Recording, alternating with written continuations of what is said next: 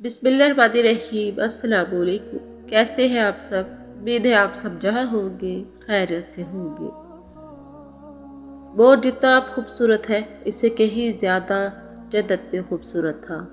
مور کی خوبصورتی پہ سبھی پرندے فدا تھے، لیکن ان سب خوبیوں کے باوجود مور سے ایسی کون سی خطا ہو گئی تھی جس سے اللہ تبارک و تعالیٰ نے مور کو جنت سے نکال دیا۔ اللہ تبارک و تعالیٰ نے جب حضرت آدم علیہ السلام کو اور اماں حوا کو پیدا فرمایا، اس کے بعد ان کو جنت میں بھیج دیا۔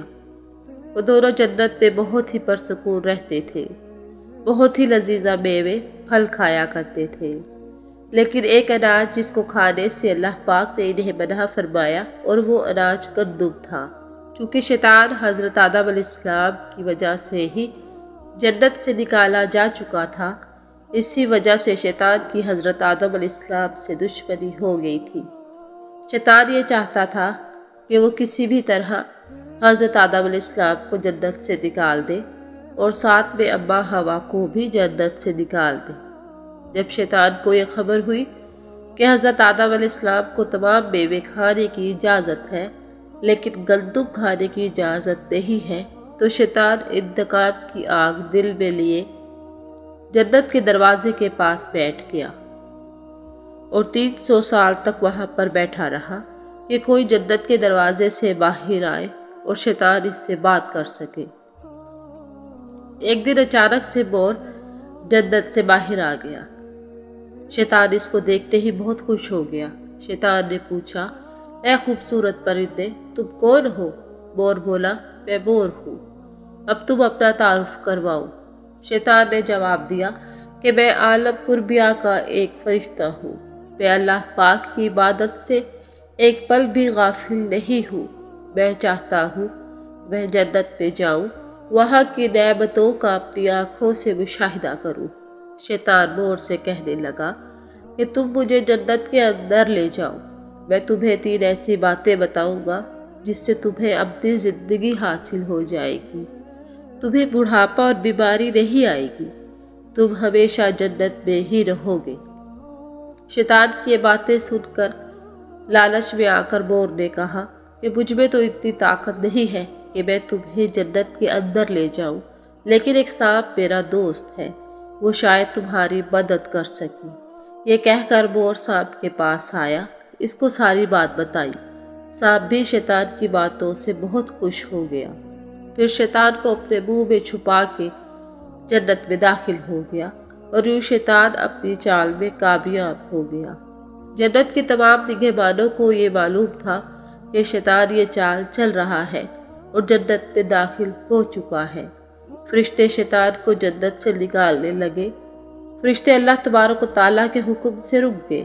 شاید ہی حضرت آدم علیہ السلام کا امتحان تھا۔ شیطان حضرت آدم علیہ السلام کے پاس اور اماں حوا کے پاس جا کر اپنی محبت کا اظہار کرنے لگا۔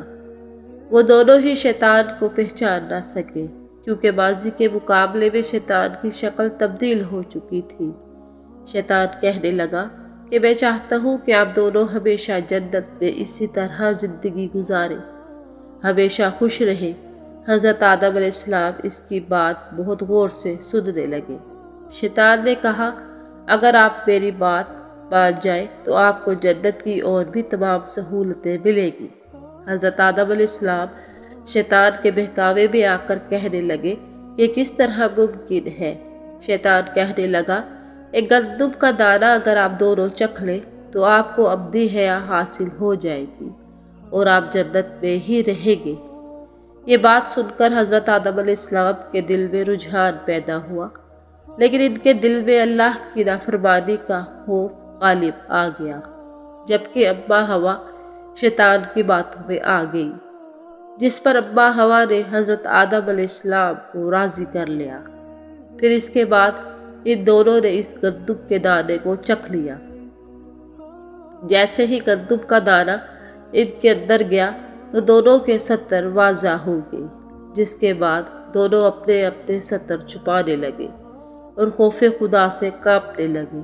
اس دوران اللہ تبارک تعالیٰ نے فرشتوں کو یہ حکم دیا کہ حضرت آدم علیہ السلام اور اماں حوا دونوں کو زمین پر اتار دوں۔